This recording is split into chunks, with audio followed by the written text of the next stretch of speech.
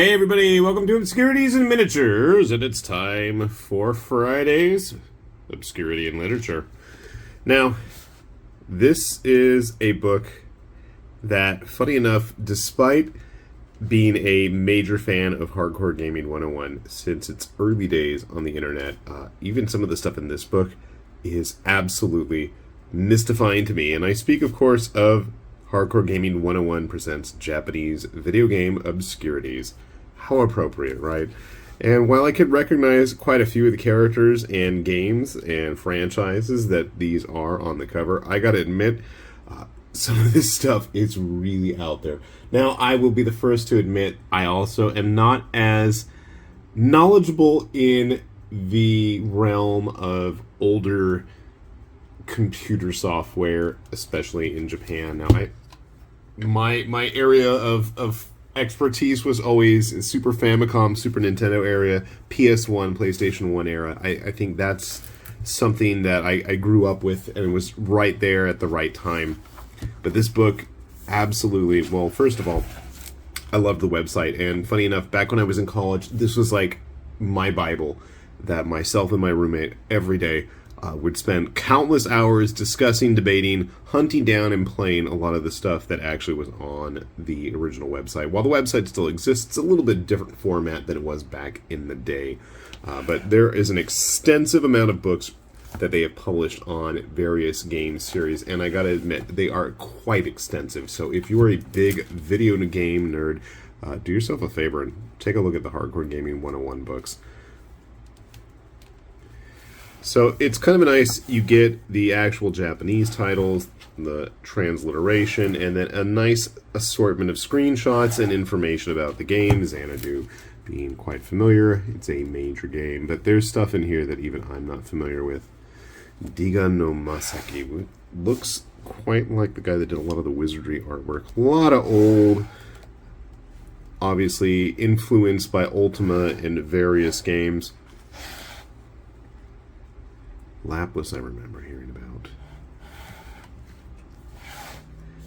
It's just interesting. I always love just the very ease-looking Ultima Questron style top-down view. The 46 Okune Monogatari. This is like the progenitor of Evo Search for Eden, which was a game I absolutely loved. Enix did way back in the day. This is only on the computer, as far as I know, but those were fun times. Last Armageddon was one I can remember hearing about and never got a chance to actually play, but it was a post-apocalyptic game where it was just all monsters, no humans. I loved the concept of it. Now, this is a game I can remember my wife playing when we were in college, Mado Monogatari. This is what set the stage for the eventual Puyo Puyo games. I'm sure you're probably familiar with those. Dr. Robotnik's Mean Bean Machine, that was one. I want to say there was, I think, a Kirby game also got translated as originally being a Puyo Puyo game. But most of the characters you've seen throughout the series started in this. And I can remember my wife playing through it in Puyo Puyo Quest and all sorts of other stuff back in the day. Oh, look at those vector graphics. The War of the Dead. Interesting. I mean, that's the thing. Some of this stuff even I'm not familiar with. Tengai Makyo, the East of Eden games. They've been around for quite some time. I remember the one on the PS1. I believe that's the one this is right here. Maybe it was the Saturn, I think. Metal Max. Another post-apocalyptic game, which started on the Super Famicom. Has your characters fighting in various vehicles. This is the DS one, looking at the artwork, so I can see the bad CG. I can remember seeing this game quite often on the shelves in those late 90s, early 2000s, as various stores were clearing out all their Super Famicom games. Picking up my copy of Star Ocean and Tales of Fantasia for a whopping 300 yen. Ore no shikabane o koete yuke. This is like a multi-generational Phantasy Star 3 type game where you had like generations of characters having to, you know, go through the family's history of fighting demons and gaining fat loot. Sega Gaga. This was one of the swan songs for the Dreamcast game, where you had various characters all through Sega's history joining for all sorts of bizarre RPG stuff. I mean, Alex Kidd being the shop owner up there. I want to say they had the actor, I can't think of the guy's name, that played Segata Sanshiro, the president of Sega in a lot of the old commercials, showing up at one point. This is why I can remember seeing on the PSP. Venus and Braves, I remember you. With guest starring characters from Xenosaga, the Boku no Natsuyasumi games. These have been around for a while, where it's various kids going off on adventures to Okinawa to visit family.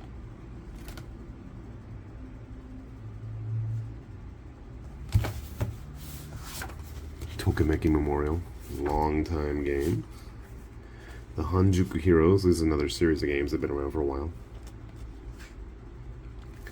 Sakura Wars, I think we've finally seen Gun Parade March. I can remember one of the games that I searched for many years. Lsd the Dream Simulator. Always wanted to find this, never came across it. The concept being that just strange things every time you would play the game would just generate all sorts of bizarre possibilities, and some being more nightmarish than others. Moon Games. Penguin Monogatari. Is it Little Ralph? Oh yeah, Little Ralph. You're an old PlayStation game. Nappletail. Surprisingly, this is for the PC Engine with those vector graphics, early polygons. Moochie Moochie Pork.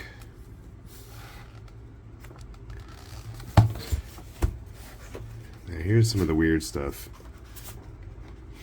Let's see if I can find... I want to say... Yeah, they got Bishibashi in there. Dancing Eyes was an absolutely bizarre one. Where is... I want to say, does this have Ore no Ryori in it? It does! Oh my gosh. Here was a game absolutely loved. Ore no Ryori, like my cooking, my food, basically.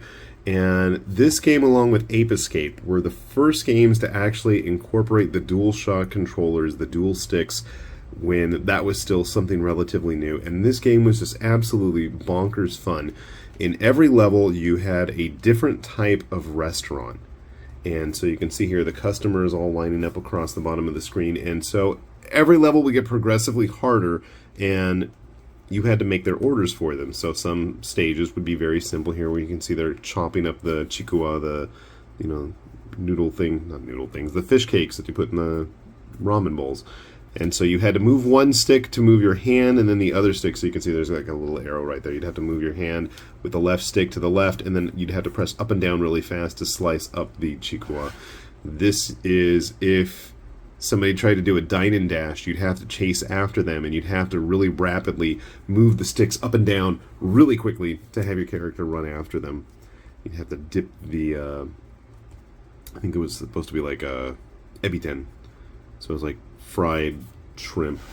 But as you went through the game, so there would be different types of restaurants, and you could have there was a versus mode, which is actually what's going on down here. Looks like they're pouring drinks. But it was just a lot of fun, and absolutely demolished all of our dual stick controllers. This game broke all of our controllers. We absolutely loved it. Really fun one. I don't think it ever got re-released in any type of form. The Bear Song. I mean, some of this stuff is just, this is like the absolute bizarre weirdo games that everybody expects. Yeah. And I want to say, this might have been originally a Kickstarter or something. You can see, and there's all the names of everybody back there. And being Hardcore Gaming 101, 101 games in here.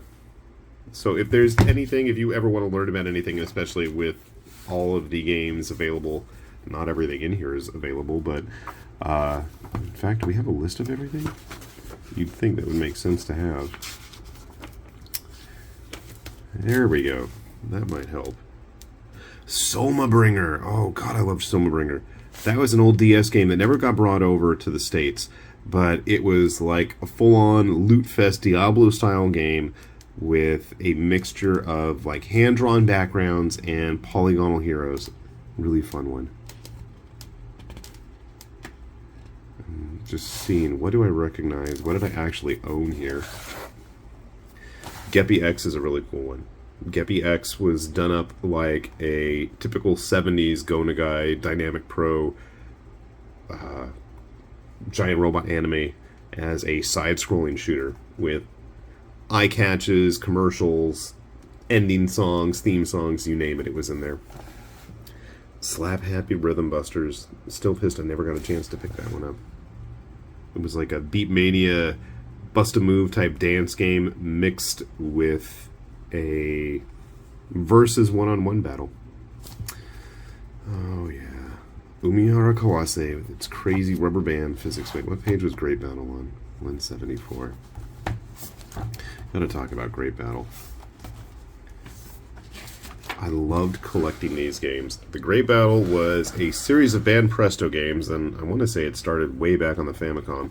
And there's like 4 or 5 of them at least, and what they were was they'd have all of the major franchises of Japan. You'd have Ultraman, Gundam, Kamen Rider, sometimes original characters in there. I don't remember which one had the fantasy stuff. Night Gundams. I can kind of remember one that had like a Western theme, I thought.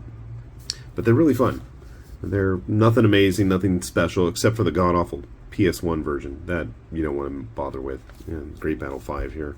Okay, in fact, that's the Western one you can see here. It's got the very Western-looking theme to it. Fun series of games. But yeah, to me, this is just a trip down memory lane. And having been sick and having way too much free time on my hands, it was fun trying to go back and revisit a lot of these little gems. So, cool stuff. Definitely, if you're interested, do take a look at the website, and also you can probably find this on Amazon or somewhere along the line, so we'll have a link down below. Take a look, and hopefully you guys will have fun with it too. So with that said, this has been High Lord Tamberlane with Obscurities and Miniatures, saying thanks for watching, and see you back here soon. Bye-bye.